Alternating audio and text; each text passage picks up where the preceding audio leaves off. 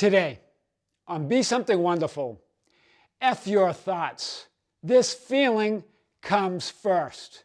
I am your host, Tom Kearin, and these are the studios of Be Something Wonderful, where we help you level up and become the best version of yourself. Creators, good afternoon, and welcome back to the studios of Be Something Wonderful. Here we are. We just landed in Andermatt, Switzerland. We're going to have some fun. We're going to go out and do some snowboarding. But also, we're going to deliver some really new, powerful content to you.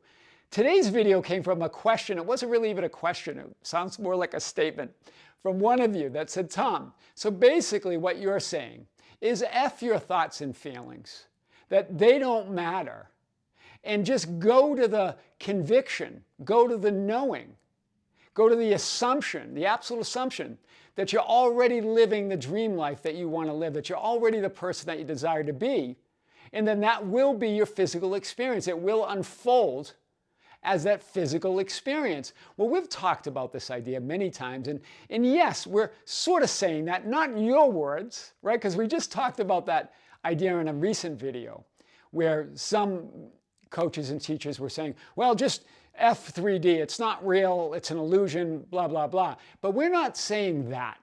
We're saying, yes, the physical experience and your thoughts and feelings are a real experience.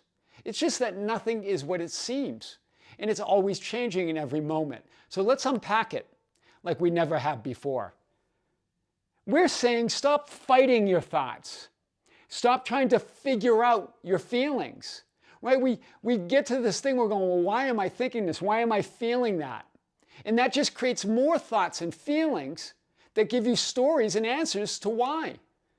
Do you see it? There's no bottom. You just keep digging those up and up and up and up. Stop trying to justify your mixed emotions, right? These changing thoughts and feelings. Stop trying to cope with them and deal with them and tolerate them. It's none of that. Let them be there. Stop telling stories why you are thinking and feeling this. Right? I'm thinking this or I'm feeling this because of what? We create a story around it. And we identify as that story. We believe that that's our story. Do you see it? I think one of you pointed out that your thoughts and feelings are the story telling the story. It's all stories. That's what we mean, if you want to use those words, by F your thoughts and feelings, although we didn't put it that way. They don't know what's really going on. Only you do as source. They distort and filter your reality. If you identify as them, if you believe in them, if you assume that's who you are. They just make up endless stories of why you're feeling this, why you're thinking this. It's a vicious circle. Each one of them are trying to justify the other. So you get in what you call this loop, or this endless pattern, or this vicious circle of loops of thoughts and feelings and thoughts and feelings and thoughts and feelings. You don't even know what causes what anymore. You're just asking why. And that's what creates that. We've talked about this idea that everything is creative on some level, but not everything creates. You are the ultimate source. You are first cause. You are that relative first cause of that I am awareness. Right? Everything else is secondary causation. But when you go to the point you say, well, just so what? So what? There's always thoughts and feelings. They're always there.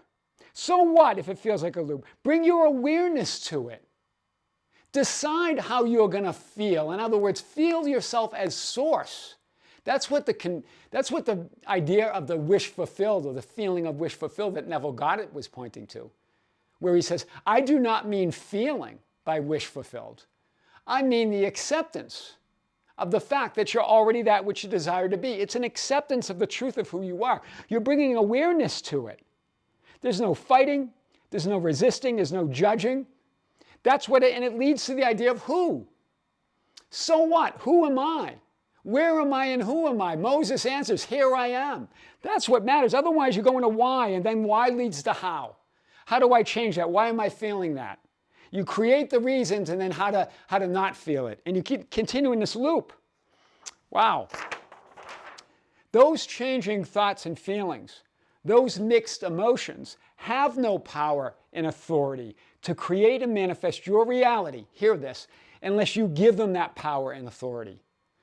As Jesus said in Scripture, the ancients told us through the metaphysical message, you would or could have no authority over me unless it were given from above. You give it. You are source. There is no other. Unless you identify with them as your story. They only distort and filter your reality when you allow them to tell your story. Wow. When you accept that as the fact of who you are versus your wish fulfilled, versus that person you desire to be here and now. Changing conditions, circumstances, and emotions, those thoughts and feelings, are just more stories. Even those changing physical conditions out there, they're always changing. But you keep telling a story based on how you're thinking and what you're feeling. I am is the self-existing thought. If you want to really know what that means, it's the one image of all that is. And it's the one feeling or sensation of unconditional love. It's the source of all thoughts and feelings. All thoughts and feelings are just a perspective or a vantage point or an experience of the love or fulfillment that you are. That's why many times many of them feel unfulfilling or unlike love. They're just a perspective of that infinite love that you are. No stories, no distortions, no filter. It's the direct experience of all that is and all that you are, before any stories, before any conditions or any other thoughts and feelings. It's the first story. You get to tell that. That's what we mean. So if that's what you mean by F, thoughts and feelings, yeah, that's what we mean. That's a direct experience. You can go directly to your source, as opposed through the middle of all those thoughts and feelings. You never sort through them. Thought and feeling and thought and feeling, you just keep creating that idea that there's no bottom. You just keep creating other stories of stories and more stories. Wow. I am. I am healed. I am whole. I am fulfilled, and I am complete. Is your direct experience as the source and creator of your reality. It's the direct experience. That's why the angel said, most assuredly, or verily, verily, or truly, truly, depending on what version of Scripture you see this in. I say to you, before Abraham, I am. John 8:5-8. Before any of those stories, any of those mixed emotions and changing thoughts and feelings, there's I am. There's the only true story. It's not the feeling, it's not the changing feelings and emotions that we talk about. It's beyond that. It's a state of being. Yes, it's a feeling, but it's a feeling of source energy. That peace that passes all understanding. It's a knowing, it's an awareness of self, a conviction as reality, as all that is. It's the absolute unshakable conviction that I am. That I am. That's unshakable. You could try to shake anything or deny anything, but you can't deny I am. It's unmistakably true. It's the clear truth of who you are. Right? As I've said many times, you can imagine almost anything, really anything, except that you don't exist, because non-existence doesn't exist. The idea that I am not existing doesn't exist. The only truth of your reality. There is no other. The ancient said it, in the beginning was the Word, I am. In other words, think of the Word as the first feeling. Source, the first feeling. So that's the feeling. When we say that feeling of wish fulfilled, yes, it's creative because it's source. It's the absolute feeling that I am the one and only creator and source of my entire life experience. That is the feeling of wish fulfilled. It's the acceptance of that. It's not how do I accept, it's a decision. Right? That how comes from the why. But why is this happening? What's going on? Why am I thinking this? Why am I feeling this? It's the first feeling. It's source energy. It's the peace. It's that peace of God which surpasses all understanding. In other words, it's beyond all thoughts and feelings that come after. Before Abraham, I am. They come after. They do nothing and mean nothing unless you create a story about them. It's not why am I having them? Your source, your awareness, within which all things exist and have their being. Do you see? Exist and live and have their being. So it's never about that, but unless you make them your story. So what are you consciously assuming and believing, here it is, that is true of you and your reality? What are you feeling to be true? So I know that there's a lot of content out there that talks about thoughts and feelings and emotions, but most of them talk about it on the changing emotional level, trying to control that, trying to think positive thoughts, trying to feel better about a reality you don't choose. Right? And that all creates that resistance. It creates that idea that I'm not that person I desire to be. We're talking about the absolute truth. What do you feel to be true of who you are in your reality? I am's the ultimate truth. The feeling. What is that feeling? What am I feeling? That's an okay question, because the only answer to that can be source. Source energy, me as all that is. All those other feelings that I've interpreted and put through filters of non-fulfillment do nothing and mean nothing. The feeling or conviction of I am all that I want and desire and imagine to be, no matter what. It leads to that question, who?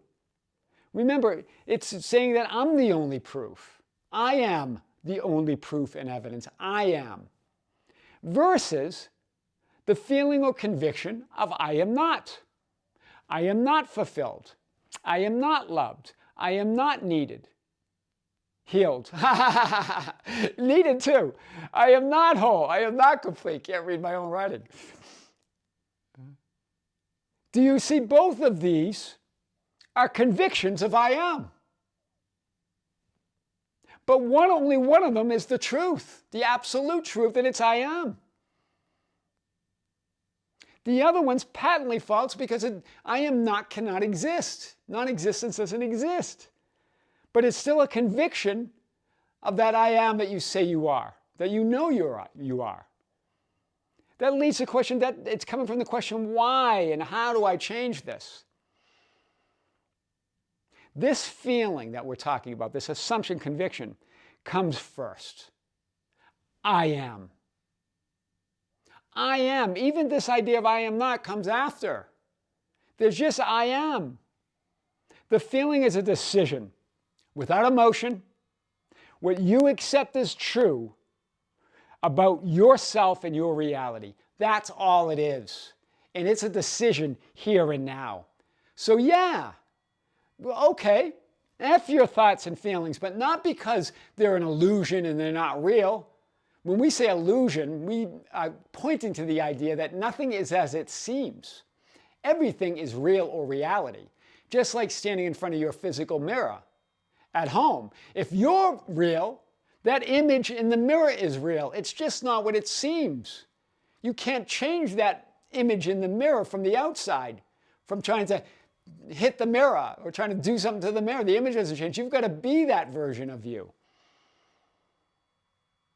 This powerful feeling, this powerful source, you might want to call it the first thought of God, of love.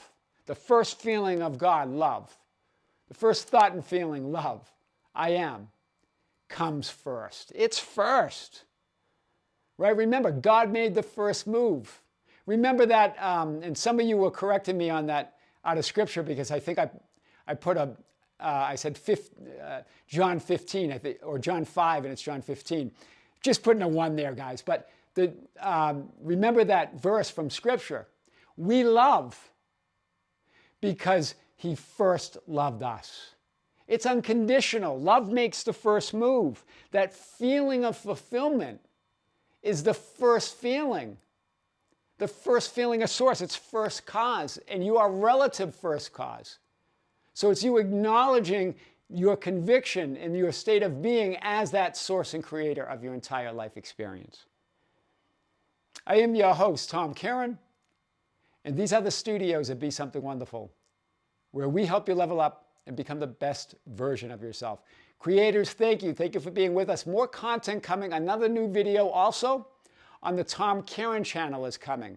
And we have been releasing some vault videos from both the Be Something Wonderful vault and the Tom Kearin vault. So we're going to mix those in as well, but we're going to have a lot more new content.